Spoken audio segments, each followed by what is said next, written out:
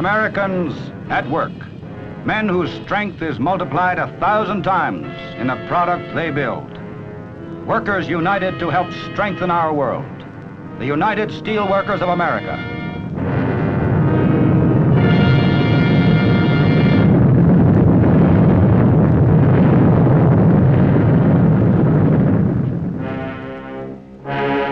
This industrial age in which we live, this time of constant progress and growth, is built on a foundation of steel. Steel for strength, steel for living, steel for storage, steel to span the distances separating our boundaries, steel for transportation, steel to build the future.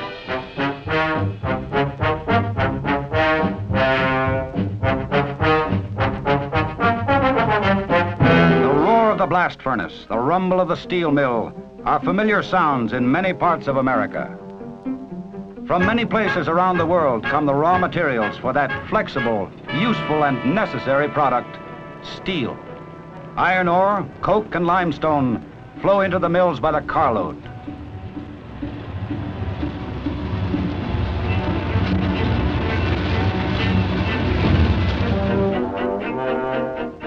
Here at the coke ovens or at the furnaces, men carry on their work against white-hot scenery in what to most of us would seem suffocating heat. The making of steel is a fascinating story.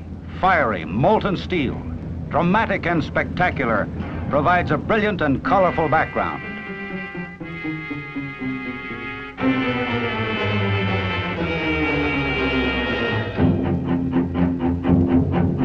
At the blast furnace, where the iron ore and limestone rest on a bed of hot coke, men stand ready to start the flow. In a matter of hours, in temperatures greater than the natural heat that created the ore far below the Earth's crust, the elements have combined to produce pig iron. Now a white-hot river curls its way past the men who have made it.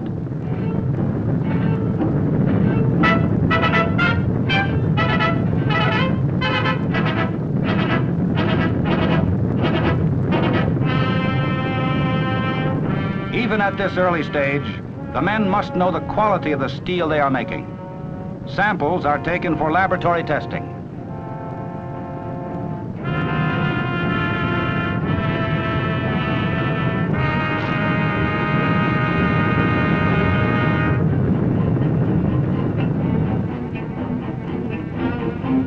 Into torpedo cars, the molten iron flows, now to be transferred to the huge open hearth furnaces, there to be transformed into steel. At the open hearth furnace, aided by men working nearby, an operator in a control tower pours in limestone, scrap steel, and pig iron. After almost 10 hours, the furnace is ready to yield its charge.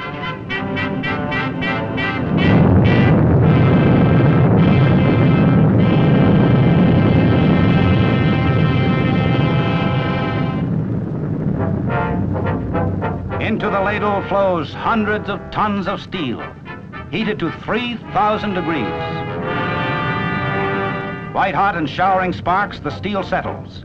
Pushing slag, impurity is removed from the ore to the surface, spilling it into a second ladle.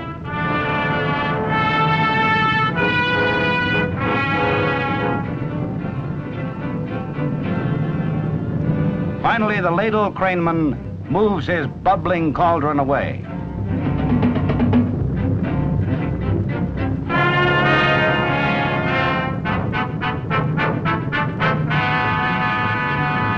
The demand for raw steel and steel products is great and constant. Aiding the steel worker in supplying our needs are new methods. The oxygen furnace, like the open hearth, produces steel, but much more quickly. The same mixture of lime, pig iron, and scrap steel is made, but then with the introduction of a lance at the mouth of the furnace, pure oxygen is added, creating a sudden reaction inside the furnace.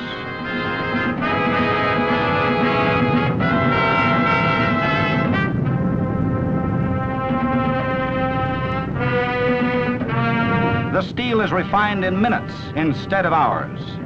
Now there is more steel, for more men to transform into the things on which our daily lives depend.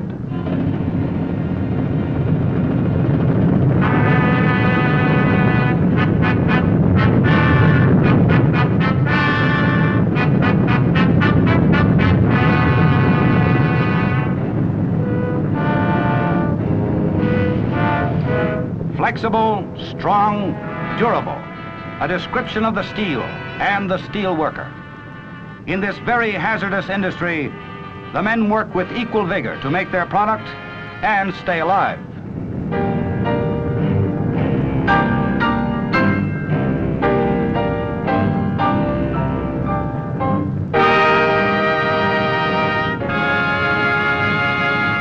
The craneman moves his ladle over rows of ingot molds, while men on the floor stand by to cap them. Incredible as it may seem, the craneman has no difficulty pouring the steel at exactly the right spot, nor do the workers below in controlling the flow. So polished is their skill that they work as surely as anyone else filling a coffee cup.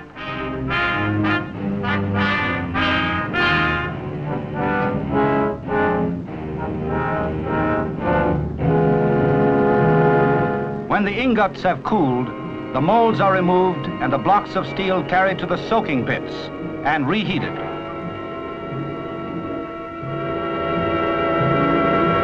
Now the real story, the real adventure begins with the men who do things with steel.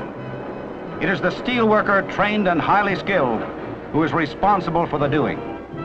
In the blooming mill, steel ingots begin the shaping that will later turn them into the thousands of things of steel that surround us everywhere.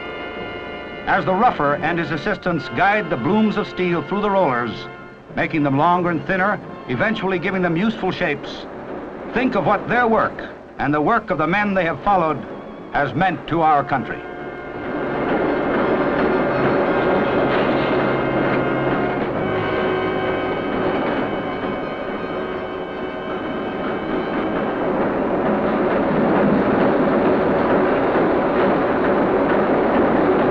These men, possessing equal amounts of physical strength and skill, are able to move and measure, cut and shape tons of steel with only their hands and eyes to guide the powerful machines.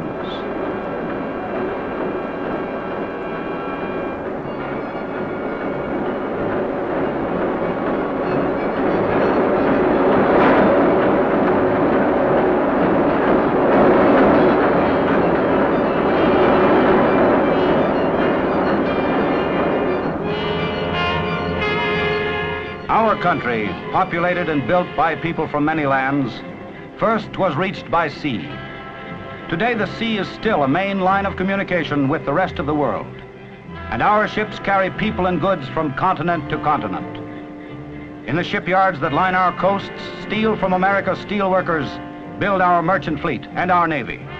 Where once oak and mahogany planks withstood the power of the seas, great plates of steel, riveted and welded to form the graceful hulls, now stand, a tribute to the steelworkers who make possible our queens of the sea. When our country was young and growing, it was the rails of steel that pointed the way westward, that linked our land north and south, east and west.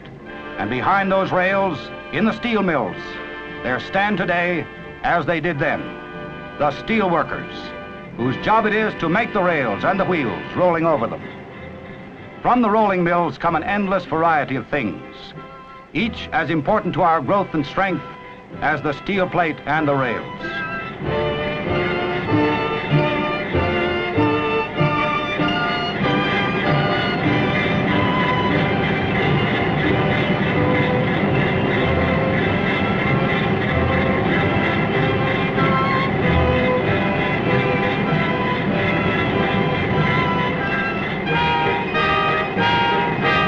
This product of man, this wonderful steel, can be twisted, compressed, stretched, and formed until its only relationship to its origin is strength.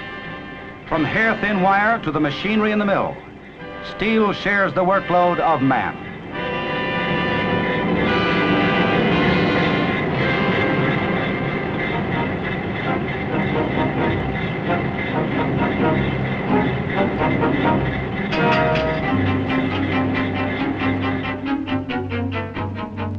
Feeding a nation as large and diversified as ours is a monumental task. Food from the farms must be preserved and then served to the people in the cities. What better way than in cans made of steel and plated with tin to provide fresh, wholesome foods? Here again, the steel worker is at your service. We are all consumers, And those of us who live in the cities depend on the tin can to bring much of our sustenance from the food producers, as we depend on the steelworkers for the perfectly made, safe containers.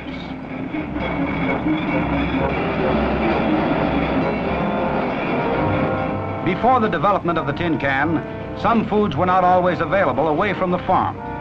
Now, with no city space for family gardens, housewives rely on canned goods.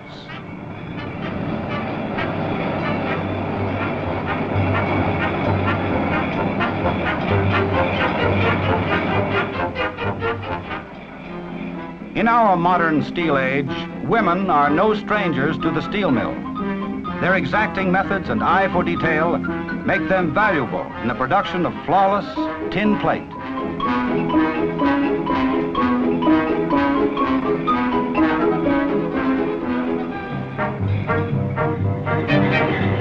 All around us today, in small towns and large cities, buildings designed to last many lifetimes are rising from the land.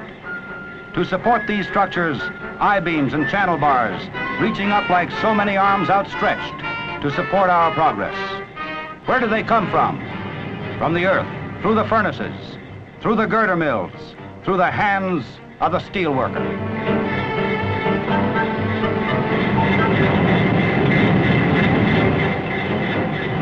To provide the lifelines for the buildings, pipes of steel.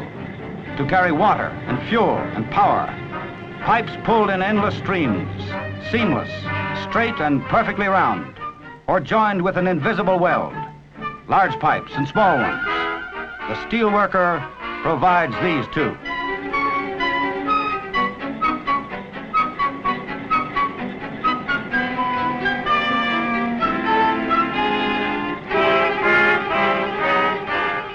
From the foundries, the mills, tending the blast furnaces, making the things large and small with which we build. The United Steelworkers of America, AFL-CIO, are strengthening our nation, transporting us and our products around the world, providing the foundations for the buildings in which we live and work, bringing food to the cities. These are Americans at work for you. Americans at Work, presented as a public service by the AFL-CIO.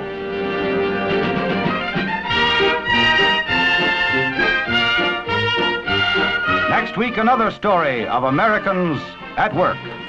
Americans whose skill and effort help keep our country great and strong.